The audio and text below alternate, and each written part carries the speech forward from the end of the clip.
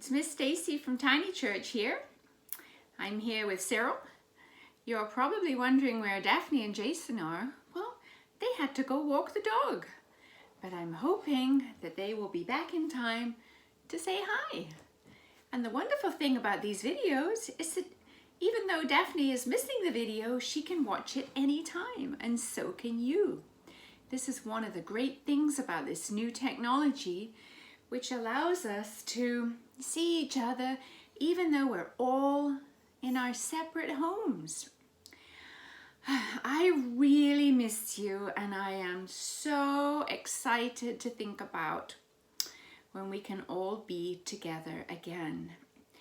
The good news is that Pastor Jeremy and Miss Allison and some of the other leaders at the church are starting to talk about ways we can safely meet together. We don't know when that's going to be, but at least we've started to talk about it. So I'm hopeful that I will be able to see you very soon in person. Wouldn't that be wonderful? Yeah, look, Cyril's so excited. Before we start today's lesson, I want to remember that Amelie had a birthday. Isn't that wonderful? Congratulations, Amelie. You are a great kid and you are getting so big. Happy birthday, honey. I hope that you were able to celebrate with your family.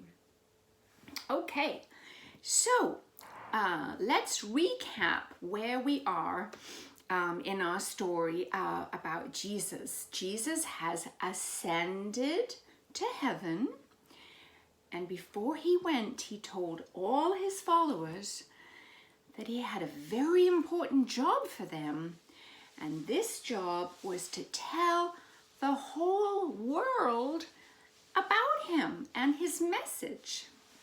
That was a really big and difficult job. Well, guess what?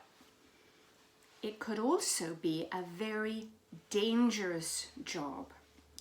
Jesus' followers, his disciples and friends, are called Christians like we are. But a lot of people in power at this time, they didn't like the Christians because they were worried that the people would start listening to the Christians and not them. They were worried about losing power. So they were very mean to the Christians sometimes. They put them in jail. They beat them. And I'm sad to say sometimes they even killed them. It was a dangerous, dangerous time. And today we are going to learn about one of those very mean people who was very, very mean to the Christians when they were trying to tell people about Jesus. And his name was Saul. Okay? So in our story today, Saul is going from Jerusalem, which is the very big city we've talked about before, where a lot of the things that happened to Jesus happened. Saul was going to another big city north of Jerusalem called Damascus. So he's on his way to Damascus, on the road to Damascus, and he's going to Damascus so that he can find Christians and put them in jail, to bring them back to Jerusalem and put them in jail. He was a really, really mean person. So let's see what happens to Saul on the road to Damascus. So if you have your Spark Storybook Bible, we are looking for page 514. Okay? If you need a grown-up to help you, you can find page 114. Our story is Saul to Paul. Huh, that's interesting. Let's see if we can figure that out. Make sure you find Squiggles on the page. Squiggles looks kind of funny in this picture. Can you find him, Cyril? Oh, there he is. All right. Let's read our story and see what happens to this Saul on the road to Damascus. Saul was a bully, and he hated anyone who was a Christian. Saul wanted all Christians thrown in jail. But God had other plans for Saul. Even though Saul was a mean person, God loved him and had a big surprise for him. Saul had been ordered to go to Damascus. That's the big city I was telling you about. Oh, and by the way, for a little homework, why don't you have one of your grown-ups help you try to find Damascus on a map and see where it is in relation to Jerusalem? That would be some good homework. So Saul has been ordered to go to Damascus. He smiled slyly to himself. If any Christians lived in Damascus, he would find them. He would arrest them and bring them back to Jerusalem. Saul smiled confidently. He had arrested Christians 100 times before. That means put them in jail. And he could do it again. Suddenly, swirls of dust blew up from the road. Saul covered his eyes with his arm. "Storm's coming up," he shouted to his men. Crash, flash, kabash! Saul fell to the ground. Look at the picture. Can you see him? A blinding light exploded around him, and a strong voice spoke to him. "Saul, Saul, why do you hurt me?" Saul rubbed his eyes. He couldn't see anyone. Who are you?" Saul stuttered. "I am Jesus," the voice said. "I am not dead. I am very much alive, and I have plans for you. Go into the town and wait." Let's turn our page. Saul and his men were speechless. They could hear the voice, but they couldn't see anyone.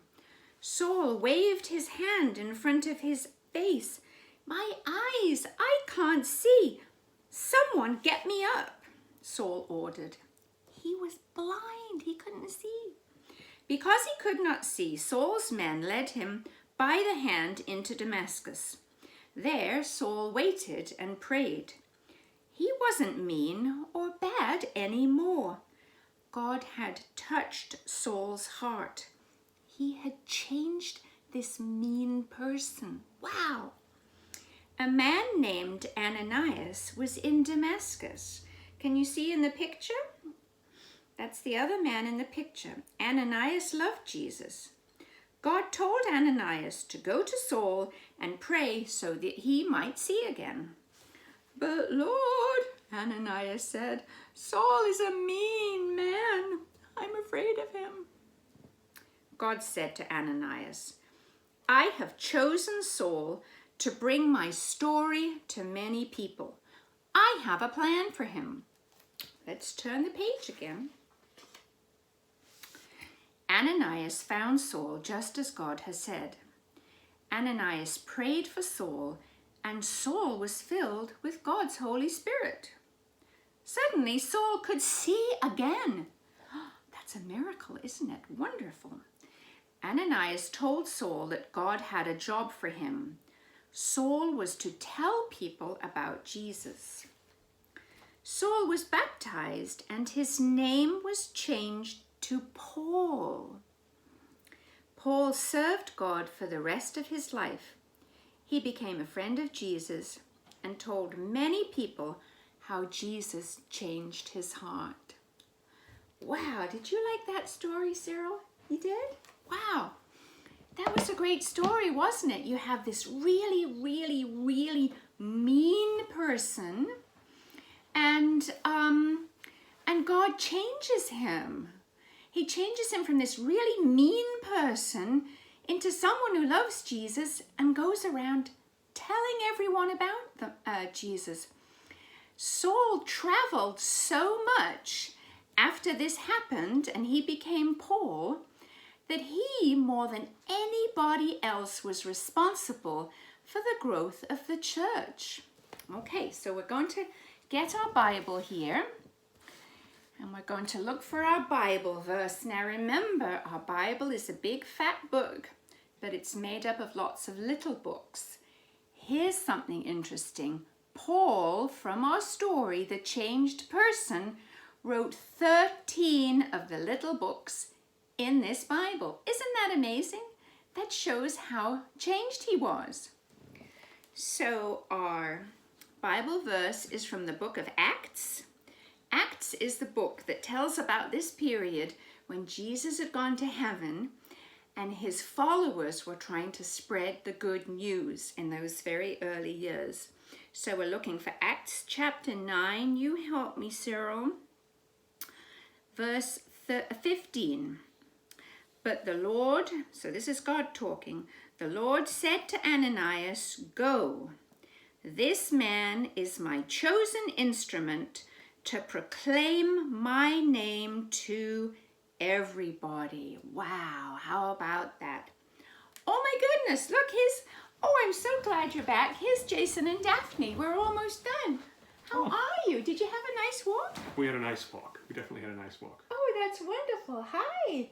We've had a wonderful story. Oh, did Daphne have something she wanted to tell me? Yeah, she thought there was somebody that had a birthday.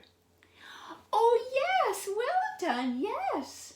Amelie at church had a birthday. We already said happy birthday, but look, Daphne is really excited that you had your birthday, Amelie.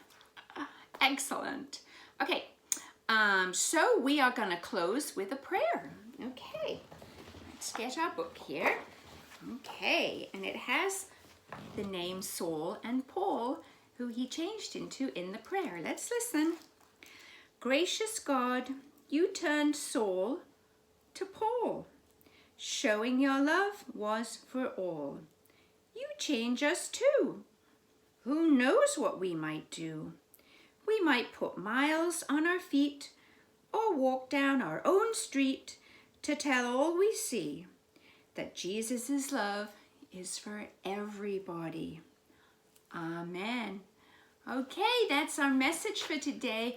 I hope you have a wonderful week. Take care, and we will see you later. Bye-bye.